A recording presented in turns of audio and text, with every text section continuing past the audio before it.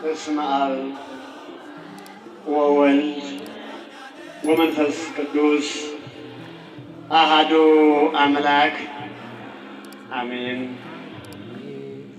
ከሁሉም አስቀድሞ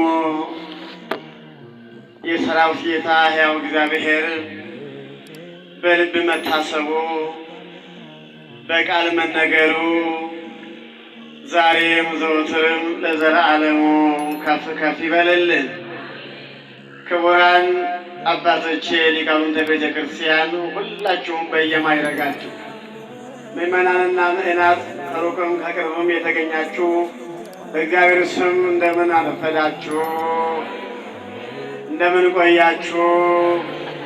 እንኳን ለዚህ ታላቅ ዕለት በሰላም አደረሰና አደረሳችሁ። እግዚአብሔር የተመሰገነ ይሁን።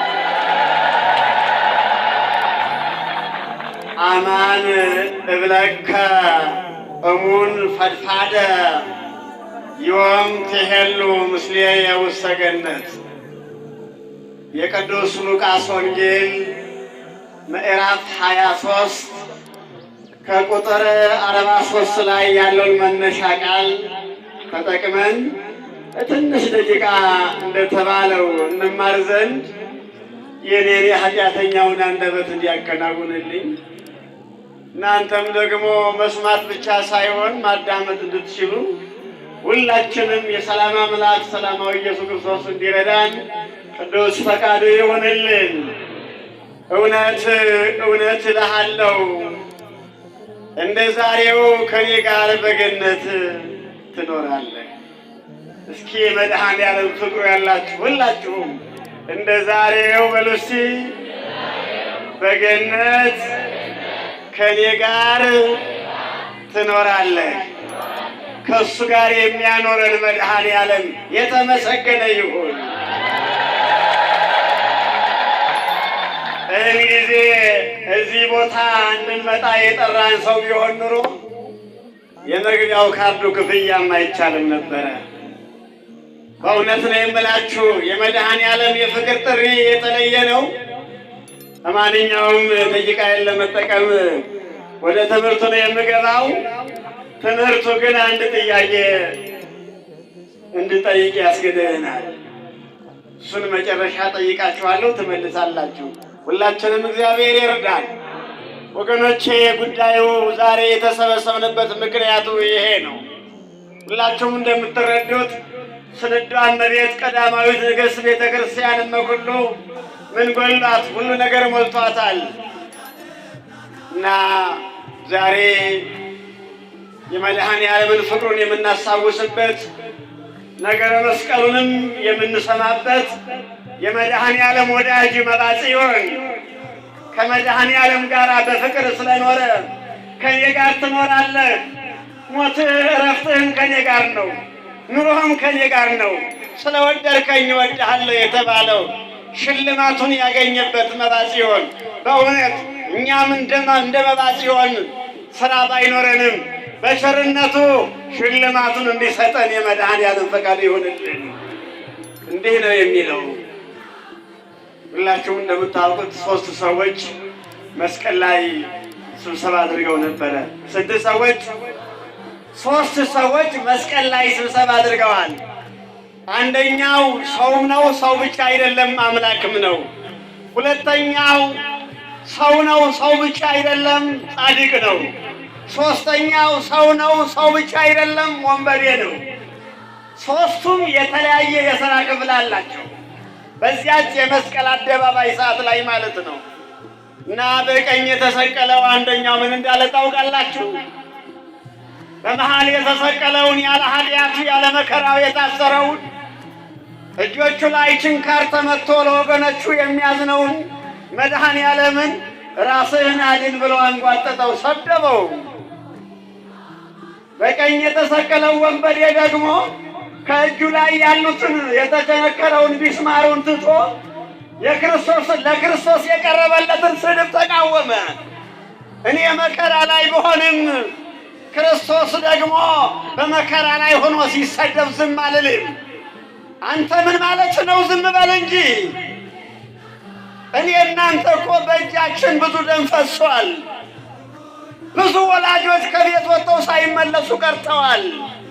የብዙ ሰው ደም አፍሰናል። ብዙ ልጆች ሕፃናት ያለ ወላጆቻቸው ቀርተዋል። ገለናቸዋል። በየበረሃው ብዙ ሰው ገለናል። ብዙ ሰው አጥፍተናል። ይገባናል። ተው እንጂ ጓደኛ ይብን ነው። እኛ ጋር በመካከላችን የተሰቀለው እኮ እንደኛ ሰው ገሎ አይደለም። እንደኛ ስጋ ቆርጦ ደም አፍሶ አይደለም። እሱ ያለ ኃጢአቱ ነው። ተው እሱን አትናገርብኝ። ከእጄ ላይ ካለው ቢስማር ይልቅ አለ ክርስቶስን ስትሰድብብኝ አመመኝ። የሰማችሁ?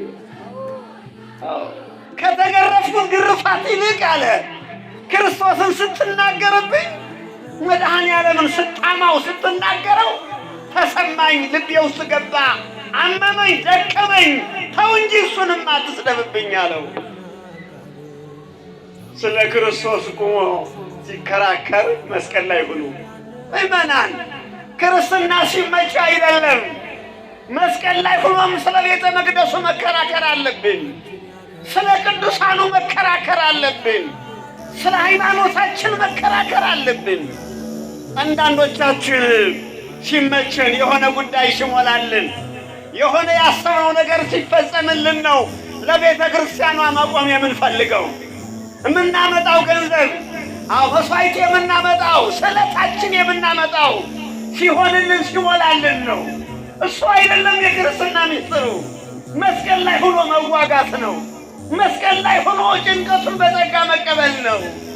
እና በቀኝ የተሰቀለ ወንበዴ በግራ ለተሰቀለው ወንበዴ ንስሐ አባቱ ነበረ፣ መምህሩ ነበር። አልሰማው አለ እንጂ ነገረው እምቢ አለው። እና መስቀል ላይ ሆኖ ስለ ክርስቶስ ሲያስብ በቀኝ ለተሰቀለው ወንበዴ አንድ መልስ መጣለት። የትምህርታችን ዋና ቁም ነገራችን በመከራ ላይ ሆነን ስንጸና መልስ ይመጣል። መስቀል ላይ ሆኖ ስለ ክርስቶስ ሲከራከር፣ ስለ ሃይማኖቱ ሲቆም ከመድኃኔዓለም መልስ መጣለት። አንተ ከኔ ጋር ተሰቅለህ ስለ እኔ የምትከራከረው፣ እኔ እኮ የሚቆምልኝ አያስፈልገኝም፣ ስለ እኔ የሚከራከርልኝ አያስፈልገኝም፣ በፈቃዴ ነው። አንተ ግን በእኔ ፍቅር ተገደህ ስለ እኔ ስለተከራከርህ ከቁስልህ ይልቅ ከህመምህ ከረሃብህ ከድካምህ ይልቅ የእኔ ፍቅር ስለበዛብህ ስለ እኔ ስላደረግከው ፍቅር ዋጋ ልሰጥህ ፈልጌአለሁ። አማን አማን እብለከ እሙን ፈልፋደ። እኔ የምልህ እኮ እውነት ነው፣ ሐሰት አይደለም። እምነግርህም የሆን ነገር ነው፣ የማይሆን ነገር አልነግርህም። እግዚአብሔር የተናገረውን አያስቀርም፣ የማያደርገውን አይናገርም። ለስም አጠራሩ ክብርና ምስጋና ይሁንልህ። አማን አማን እብለከ እሙን ፈልፋደ ዮም ትሄሉ ምስሌየ ውስተ ገነት። እንዲህ እንደራበህ እንደተቸገርክ አትቀርም። በቢስማር እንደተመታህ በመከራ ውስጥ ሆነህ እኔን እንዳሰብከኝ አትቀርም። አይዞህ አለው። አይዞህ ከኔ ጋር በገነት ትኖራለህ። አያችሁ፣ ወንበዴውን በቀኝ የተሰቀለው በግራ የተሰቀለውን ተከራከረው።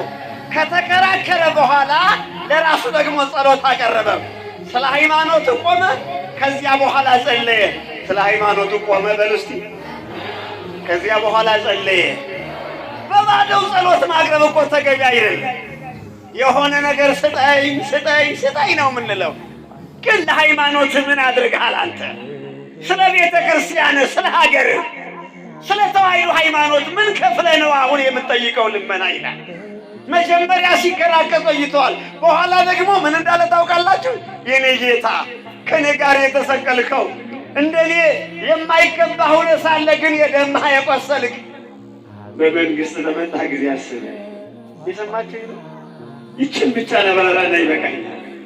በመንግስት በመጣ ጊዜ አስበኝ። ወንበዴው እኮ ነው። ክርስቲያን ሁለት አይን አለው።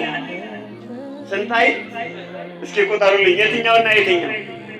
አቤት፣ ቀኝ አይንና ግራ አይን። እሱ አይደለም፣ እሱ አንድ ነው። አንድ ነው የሚባለው። ውጫዊና ውሳጣዊ አይን አለ።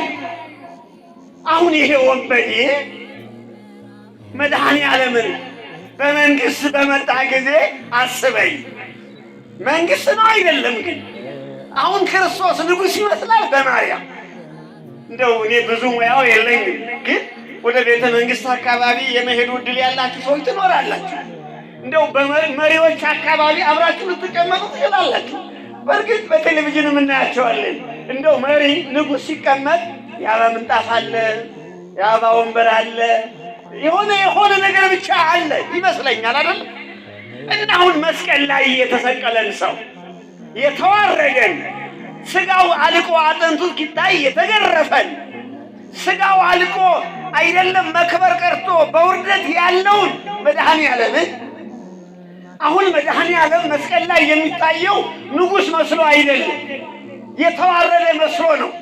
ሌባ አይደለም፣ ግን ሌባ መስሎ ነው። ወንጀለኛ አይደለም፣ ግን ወንጀለኛ መስሎ ነው። አሁን በዚህ መልክ ያለን መስቀል ላይ የተሰቀለውን እንዴት ነው በመንግስት ያለው? እንደው በምን አይኑ አይቶት ነው? በማርያም እንደው በምን ትርጓሜን ተርጉምላችሁ? ይሄንን ታላቁ ሊቅ ኢትዮጵያዊ ቄርሎስ ዮሐንስ አባ ጊዮርጊስ ዘጋስጫ ምን አለ መሰላችሁ? ይሄ ወንበዴ ይላል። ይሄ ወንበዴ በአንድ ጥቅስ ነው የተመለሰው ይላል። መስቀል ላይ ሆኖ እጆቹን በሚስማር ተመትቶ ክርስቶስ መድኃኔዓለም የተሰማው እጁ ላይ ያለው ሚስማር ሳይሆን ስለ ኃጥአን ይጸልይ ነበረ። ይሰማችሁ ነው። የሚያደርጉትን አያውቁትምና ቢሰቅሉኝ፣ ቢገርፉኝ፣ ቢደበድቡኝ አያውቁትምና ይቅር በላቸው እያለ ሲለምን ሰማው። ስለዚህ በቀኝ የተሰቀለ ወንበዴ ምን ብሎ አሰበ? በጣም ተመራማሪ ነው። እየገረፉ የሚገርፈውን መውደድ ይቻላል እንዴ? በጥፊ እየመቱት የምትመታኝን ወንድሜ እወድሃለሁ ትለዋለህ? አስሮ እየገረፈህ የሚገርፍህን ጓዴ እወድሃለሁ ትለዋለህ? ስለዚህ አለ በቀኝ የተሰቀለው አንድ ነገር መኖር አለበት። እዚህ ውስጥ የተደበቀ ሚስጥር አለ። ይሄ ጉዳይ ከኛ ጋር ተሰቅሎ ነው እንጂ እንደኛ አይደለም። እንደኛማ ቢሆን ኑሮ ይላል እኔ እኮ የገረፉኝን የሰቀሉኝን እንደው በጥርሴም ቢሆን ነክሻቸው፣ በእጄም ቢሆን መትቻቸው፣ በእግሬ ረግጬ ብገላቸው እወድ ነበረ። እሱ ግን ያዝንላቸዋል። ስለዚህ እሱና እኔ እኩል አይደለንም። አያችሁ፣ እሱና እኛ በለስ እኩል አይደለንም። መከራው እኩል ተቀበልነ፣ ግን እሱ እንደኛ አይደለም። እንደኛ ወንጀለኛ አይደለም። ጻድቅ ቢሆን ነው። እንደኛ ሰርቆ አይደለም። አምላክ ቢሆን ነው። እንደኛ ተራ አይደለም። ንጉሥ ቢሆን ነው። እንደኛ መፀኛ አይደለም። ቸር ቢሆን ነው ብሎ ተመራመረ።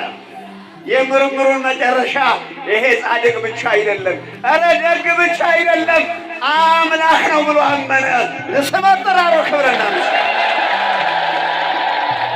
የመጀመሪያ መመራመር፣ የምርምሩ ውጤት እንደኛ አይደለም ማለት፣ የመጨረሻ አምላክነቱን ማመን።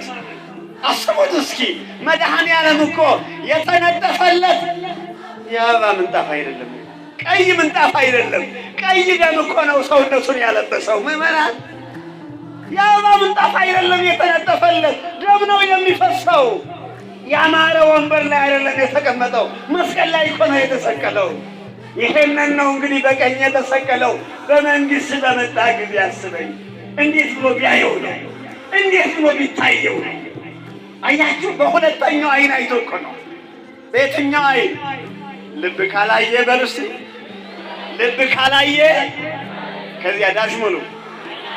አዎ የምሳሌ ችግር የለባችሁ። ልብ ካላየ አይን አያይም ማለት ይሄ ነው እንግዲህ። አይን ካላየ ልብ አያይም ነው የሚባለው አይደለም። ልብ ካላየ የትኛው መቅደም አለበት? በማርያም። እስኪ መስቀል ላይ እስኪ አስቀድማችሁ በልባችሁ መድኃኔዓለምን ተመልከቱት እስኪ። ይሄ ሁሉ ግፍ የተፈጸመበት ለማን ብሎ ነው? ለኔ ብላችሁ እስኪ አመስግኑት። ለኔ ብለህ ነው ብላ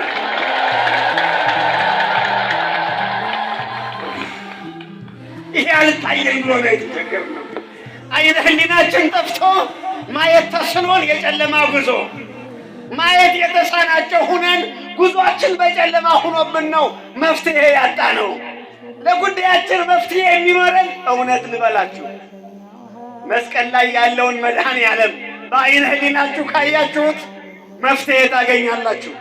ወንበዴ፣ ወንጀለኛው፣ ኃጢአተኛው መድኃኔዓለምን ፈልጎ አገኘው። እንደ አብርሃም አምላክ መሆኑን ተረዳ። አሁን ደግሞ አምላክነቱን ካየ በኋላ ከተረዳ በኋላ ለመነ። ለልመናው መልስ አገኘ? የለም። አገኘ? አላገኘም? እስኪ ልመናው ምንድን ነበር የሚለው? እስኪ የእናንተ ልመናስ ምንድን ነው? እስኪ የመጣችሁ ይሄን ተራራ ሁሉ አልፋችሁ የመጣችሁ ከዚህም ያላችሁ አሁን ቀራንዮ ነን ያለነው። እስኪ እንደው ዛሬ እንኳን ቀራንዮን እናስባት። ምን ብላችሁ ነው የመጣችሁ? እስኪ ልመናችሁ ምንድን ነው? ለራሳችሁ መልሱ። ለምን እንደመጣን ታውቃላችሁ። ግን የመጀመሪያውን ልመና እስኪ እባክህ ቤት ስጠኝ፣ ትዳር ስጠኝ፣ ትምህርት ስጠኝ፣ ሀብት ስጠኝ፣ መኪና ስጠኝ፣ የሆነ ነገር ስጠኝ።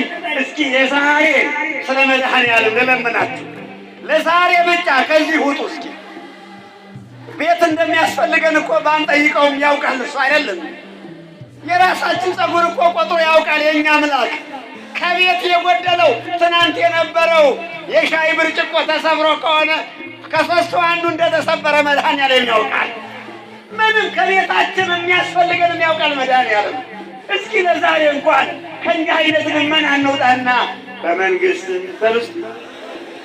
በመንግሥትህ በመጣ ጊዜ አስበኝ። ይሄ ልመና ነው መልስ የሚያስገኘው። ኃጢአተኛ ብንሆንም ወንበዴው እድሜ ልኩን እጁ ላይ ደም ፈሷል። ግን በመንግሥት በመጣ ጊዜ አስበኝ እኔ ኃጢአተኛ ነኝ ስላለ ለልመናው ለጥያቄው ወዲያውኑ መልስ አገኘ። የእኛ ልመና እኮ መልስ አልባ የሆነው ልመናችን ሁሉ ትርኪ የሆነ ቀላል ነገር እንደው የማይበጥል ልመና እየለመን እንደው ዶሮ እንቁላል ምናምን የሆነ ነገር ሳር ብጤ የሆነ ቀላል ነገር እየሆነ እኮ ነው። እርግጥ ነው እነሱ እንደሚያስፈልጉን ያውቃል መድኃኔዓለም። ግን እንደው ለዚህ ብለን አሁን ይሄንን ታላቅ ንጉሥ እናስቸግረዋለን? ስጠን ባንለው እኮ እሱ ይሰጣል፣ ችግር የለውም። ፍጠረኝ ብሎ የተፈጠረ ሰው አለ? ማመልከቻ አስገብቶ የተፈጠረ ሰው አለ? ምዕመናን ፍጠረኝ ሳንለው ነው እኮ የፈጠረን። ከመፍጠርና ለፈጠረው ሰውነት ልብስ ከመስጠት የትኛው ይቀላል? ከመፍጠርና ለፈጠረው ሰው ምግብ መስጠት የትኛው ይቀላል? ምዕመናን ስለዚህ ፍጠረን ሳንለው የፈጠረ አምላክ የሚተው አባት የለንም። ምዕመናን ጨካኝ አባት የለንም። ዳቦ ስጠን ስንለው ድንጋይ የሚሰጥ ጣፋጭ ስጠው ስንለው መራራ የሚሰጥ አምላክ የለንም። እሱ ማጠራሩ ክብርና ምስጋና። በመከራ ላይ ሆኖ የለመኑት ልመና መልስ ያስገኛል። ቁም ነገራችን እንደው መከራ ሲበዛባችሁ አብዝታችሁ ጸልዩ፣ መልስ ያሰጣል። ችንካል ላይ ሆናችሁ ቢሆን ለምኑት። አዎ መስቀል ላይ ነው ያለነው አሁን ምዕመናን። ቅርታ አድርጉኝ ለንግግሬ። ኢትዮጵያችን መስቀል ላይ ናት አሁን ያለችው። ኦርቶዶክስ ተዋሕዶ ሃይማኖታችን መስቀል ላይ ነው ያለችው። ስንዷ እመቤት ቀዳማዊት ንግሥት አሁን ያለችው መስቀል ላይ ነው። ይኸው በወንፊት እያጣራች ነው። ዛሬ በመከራ ቀን ያልጠየቃት ወዳጅ የላትም። ክርስቶስ ወዳጆቹን በወንፊት እያጣረ ነው። ወዳጄ መከራው ማጣሪያ ነው ታውቃለህ። የማጣሪያ ፋብሪካ ነው። በዚህ ጊዜ ነው መድኃኔዓለምን እኔ ልጅህ ነኝ አለሁልህ ማለት አለባችሁ። በዚህ ጊዜ ነው ቤተ ክርስቲያንን አለሁልሽ እኔም ልጅሽ ነኝ በሉ። ቢርባችሁም ልጅ ነን፣ ቢጠማንም ልጆቹ ነን። አዎ ቢደክመንም ልጆች ነን። ዘረኝነቱ ቢስማሩን ወጥሮ ይዞናል። ራስ ወዳድነት ችንካር ሆኖብናል፣ ወጥሮ ይዞናል። ረሃቡ ቸነፈሩ ወጥሮናል። በሐዘን ቢስማር ተመተናል። መስቀል ላይ ነው ያለነው። ጆሮአችን የሚሰማው ሞት ነው። ሕፃናት ከእናታቸው ጀርባቸው ላይ ወድቀው አውሬ በልቷቸዋል። እናት የልጇ እግር ተቆርጦ ስታይ እያየን ነው። በእውነት ስንዷ እመቤት ቤተ ክርስቲያን የስንቱ ሥጋ የስንቱ ልጆቿ ተቋርጦ ሲቀር እያየች ነው። በዚህ ጊዜ ታዲያ በመከራ ጊዜ የ9 ሰዓት ኑሮ ነው እየኖርን ያለ ነው። 9 ሰዓት ማለት የሚቀጥለው ጨለማ ነው። እውነት ነው የምላችሁ፣ ቢጨልምም ቢመሽም ይነጋል። ሲነጋ መገኘት ከፈለግ በጨለማም ጊዜ አለው በል። በጨለማ ጊዜ አለው ያላለ ሲነጋ አለው ቢል አይሰማም። ተው እንጂ እኛ ኢትዮጵያውያን እንዲህ እኮ አልነበርንም። ተው እንጂ እኛ የተዋሕዶ ልጆች የመድኃኔዓለም ልጆች እኮ ነን። የአንድ እናት ልጆች የአንድ አባት ልጆች እኮ ነን። ተው እንጂ ምድሩ ይበቃናል። ቢርበንም አይዟችሁ እንጠግባለን። ምንድነው የሁሉ ችግር? ሀገር እንደሌለው፣ መሬት እንደሌለው፣ ቤት እንደሌለው አለን እኮ ሀገር ምንሆናል? ማንጨቃጨቅበት ሀገር አለን እኮ። ብሔር የማይቆጠርበት የማይሰፈርበት ሁላችን እኩል የምንስተናገድበት አይዟችሁ ሀገር አለን። በመንግስት በመጣ ጊዜ ያለው እኮ ወንበዴ ይሄኛውም ዓለም ከበላ ከጠጣ ቀማሁኝ፣ ነጠብኩኝ፣ ጠገብኩኝ፣ ሆድ የሞላ ደረቴ ቀላ አማረብኝ። ግን ምን ትርጉም አለው? የወዳኛው ዓለም ደግሞ ከተራቡ መጥገብ የለም፣ ከጠገቡ መራብ የለም። ይችኛው ዓለም እንደ ሻማ ትቀልጣለች፣ እንደ ጧፍ ትነዳለች። የመጨረሻ ላስታውሳችሁ፣ ጻድቁ አባታችን መባጽዮን የክርስቶስን መከራ እየተቀበሉ ድንጋይ ተሸክመው እግዚኦ መሐረነ ክርስቶስ ይሉ ነበረ። ድንጋይ ተሸክመው ለኔ ብለህ መስቀል ተሸክመሃል፣ ያ መስቀል ደግሞ የኔ ሸክም ነበር ሲሉ መባጽዮን ግንድ ተሸክሞ ያለቅስ ነበር መባጽዮን። እውነት ነው የምላችሁ፣ አንተ ደም ነው ያፈሰስከው፣ እኔ ደግሞ ድንጋይ ተሸክሜ እምባዬን ባፈስልህ አይመጥንህም። ግን ከዚህ በላይ ሌላ ምን ዋጋ ልክፈልህ? ድንጋይ ተሸክሞ ያለቅስ ነበር መባጽዮን። ዓርብ ዓርብ ደግሞ ለኔ ብለህ መራራ የጠጣኸው ለኔ ጣፋጭ ልትሰጠኝ አንተ መራራ ጠጣ። ስለዚህ ይላል ዓርብ ዓርብ ኮሶ እያዘጋጀ መባጽዮን ይጠጣ ነበረ። እንደው የሚጠጣውን ጠላውን እንኳን ሌላውን ምድራዊን እኮ ሌላውን ጠጥተን ለሌላው የምንሰጠው አይደለም። መድኃኔዓለም መራራውን ጠጥቶ ለእኛ ጣፋጭ ሊሰጠኝ ነው በማለት መባጽዮን በዚህ ምድር የነበራቸውን ዕድሜ በእውነት ሥጋዬ ድከም እንዲርብህ ይገባሃል በድንጋይ ሰውነታቸውን። አንድ ቀን ዓርብ ቀን ነው መድኃኔዓለም ተገለጠላቸው። እኔን እኮ የገደሉኝ በፈቃዴ በሆንም የገረፉኝ ሰዎች ናቸው። የኔ ፈቃድ አለበት፣ ሰዎች ናቸው የገደሉኝ። አንተ ደግሞ ለእኔ ብለህ ራስህን ልትገድል ነው? ኧረ እባክህ ትንሽ ውሃ ቅመስ፣ ሰውነት የተሸከምከውን ድንጋይ እስኪ አውርደው አለው መድኃኔዓለም ተገልጦ። የምትጠጣውን መራራውን እስኪ ይበቃሃል። አያችሁ መድኃኔዓለም ተገልጦ። መድኃኔዓለም የሚወደው በመከራ ሆኖ የሚለምነውን ሰውን ነው። ሲጠግብ አይደለም የምንጸልየው፣ ሲያመግን አይደለም ቤተ ክርስቲያን የምንሄደው። ወገኖቼ ክርስትና እንዲህ ነው። ርግብ መስሎ የሚቀርበን በኋላ ደግሞ እንደ እባብ የሚነድፈን ነው በዘመናችን የበዛው። እሱ አይደለም። ወዳጅ ማለት እንደ ኮከብ በሌሊት አብሮ የሚሄድ ነው። በሌሊት አብሮ ይሄዳል፣ በቀን ደግሞ ኮከብ የለም አይደለ? የወዳጅነት ማጣሪያ የሌሊት ጉዞ ነው። ኮከብ ሌሊት አብሮ ይጓዛል፣ ቀን ግን የለም። ቀንማ ሌላ ረዳት አለ። ወገኖቼ መድኃኔዓለም በዚህ መልኩ ሆኖ ነው እኛን የገዛን። እንደው በሳንቲም እንዳይመስላችሁ፣ በደም እኮ ነው እኛ የተገዛ ነው። ሥጋውን ቆርሶ እኮ ነው የሰበሰበን። ለመንግስቱ ያዘጋጀን ይሄ ነው። ሌላ ዓለም አለን፣ ሌላ አገር አለን። ምዕመናን አይዟችሁ፣ አይጭነቃችሁ፣ አይዟችሁ፣ ተስፋ አትቁረጡ። ቅዱስ ቄርሎስ ምን ብሏል? ሰው ሲበላና ሲጠጣ የተሻለ ልብስ ሲለብስ ተክለ ሰውነቱ ያምርበታል አለ፣ ያምርበታል። ክርስትና ደግሞ የሚያብበው መከራ ሲመጣ ነው የሚለማው የሚያብበው። ለጠላቶቻችን ምስጋና ይገባቸው። እያጠፉን እንዳይመስላችሁ፣ እያበዙን ነው። አይታችሁ ዛፍ ሲቆረጥ ገበሬዎች አላችሁ እዚህ አካባቢ። አሁን ይህን ዛፍ ብትቆርጡት በእርግጥ የሚቆረጥና የማይቆረጥ ዛፍ አለ። ሙያውን ለእናንተ ልተው። ባህር ዛፍ ከተቆረጠ ይቆርጡና እሳት ይለበልቡታል። እንዲጠፋ አይደለም፣ ብዙ ሆኖ እንዲወጣ ማለት ነው። ስለዚህ መቆረጥ ወይም በእሳት መለብለብ፣ በመከራ ይህን ሁሉ መቀበል መብዛት ስለሆነ ማነስ አይደለም። መከራችን የምንበዛበት ይሁን እንጂ እማንስበት አያደርገን። ከተረዳነው፣ ካወቅነው፣ ካመንበት እውነት የቀራንዮ ልጆች፣ እውነት የመድኃኔዓለም ልጆች ከሆን ደግሞ እንበዛለን እንጂ አናንስም። በመከራ ጊዜ ግን እኛ መበርታት አለብን። ሌላው እንግዲህ ይህንን ቦታ ከብዙ ዓመታት በፊት 2-3 ሆነን አገልግለንበት 4-5 ምዕመናን ቁጭ ብላችሁ እዚህ ጋር ያስተማርንበት ጊዜ አለ። በእውነት እንደ ሰው ነው፣ እንደ መድኃኔዓለም ግን ያን ጊዜ ብዙ መላእክት ነበሩ፣ እኛ አላየናቸውም።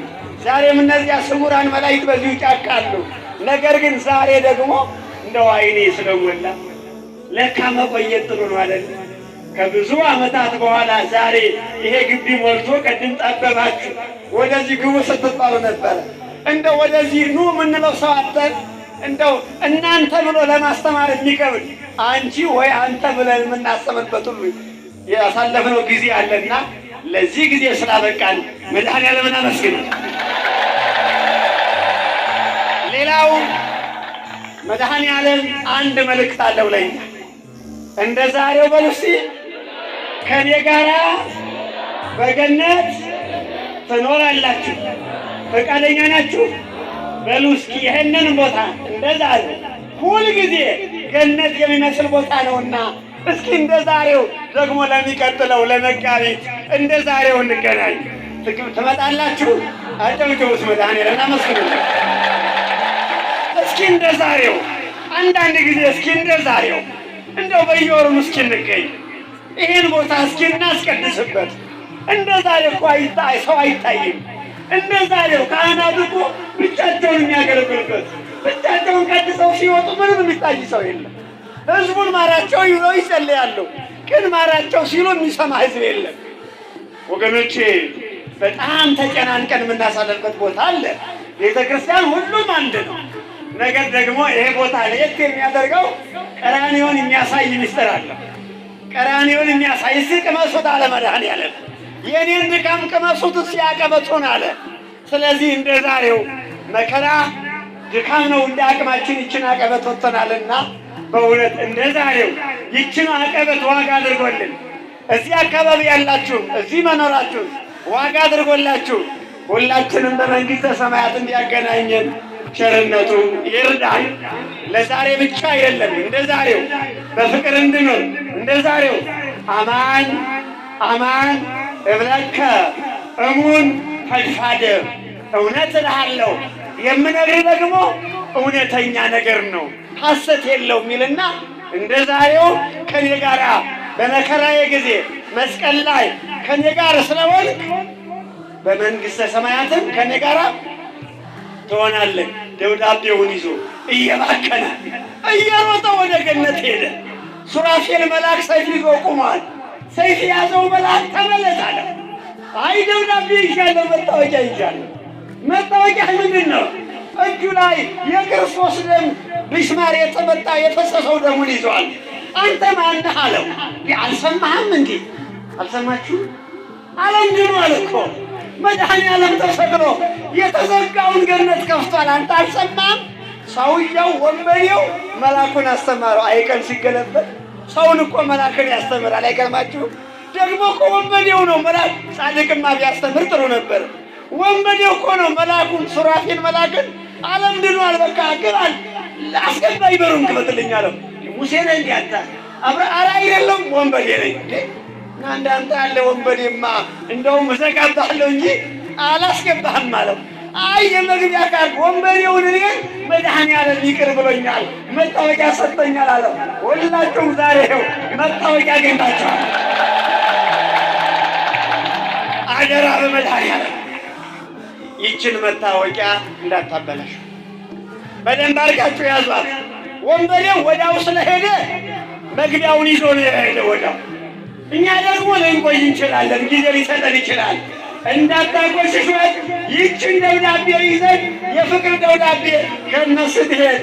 ያ ሁሉ ወታደር ዙሪያውን ያለው ቤተ መንግሥቱ ያለው ወታደር በሩን እየከፈተ አንተ የመድኃኔዓለም ወዳጅ ግባ ይልሃል። ያን ጊዜ ማን ይከለክልሃል? መላእክት ወታደሮቹ ዙሪያውን ቁመው አይግባ ተብለሃል ተፈቅዶልሃል ይሉናልና በእውነት ሁላችን በፍቅር ነን። በመከራ ጊዜ ይችን ቤተክርስቲያን አስበናት እዚያ ቦታ መግቢያ ካርዳችን እንዳናቆሽሽ እግዚአብሔር ይርዳን። ስለዚህ ቦታ ያው ብዙዎቻችሁ ልታውቁ ትችላላችሁ፣ ግን እንደው ሳልናገረው እንዳላልፈው እንደው የሚከለክለኝ ነገር አለና ትንሽዬ ጎጆ ኋላም ይሄ ቤተ መቅደስ ከተሰራ በኋላ ምንም ሰው የለውምና እየመጣችሁ ጸልዩ። ብቻችሁን ከመድኃኔዓለም ጋር ሁለት ሆናችሁ እንደ ወንበዴዎቹ ብዙዎች መጥተናል። አሁን ምናልባት አንደኛው ጥጦስ አንደኛው ዳክርስ እንዳንሆን። ዳክርስ ማለት የማይመለስ ማለት በቃ በመከራ ሆኖ የማይሰማ ቢነገረው የማይሰማ ሰማይ ቢከፈት የማያዳምጥ ፀሐይ ቢጨልም የማይገባ በዚህ ዘመን ይሄ ሁሉ ታምር እየተደረገ የማይገባው ሰው አለ። ዛሬ ካልገባችሁ መቼም አይገባኝ። ከዚህ በላይ የቀራንዮ ዘመን የለም። ከዚህ በላይ የቀራንዮ ጊዜ የለም። በቀራንዮ ጊዜ ማጣሪያ ነውና እንደ ጥጦስ ነው እንጂ እንደ ዳክርስ እንዳትሆኑ። እግዚአብሔር ይርዳን። ውልፋት ለእግዚአብሔር ይቆየን። ሰላም ይሁን።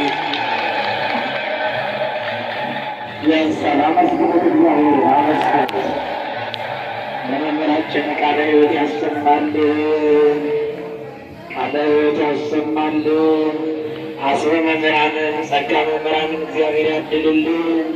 ከዚህ በላይ የሚያገለግሉበት እድሜ ጸጋ ከሚበላ እንጀራ ጋር እግዚአብሔር ያድልልን። እኛም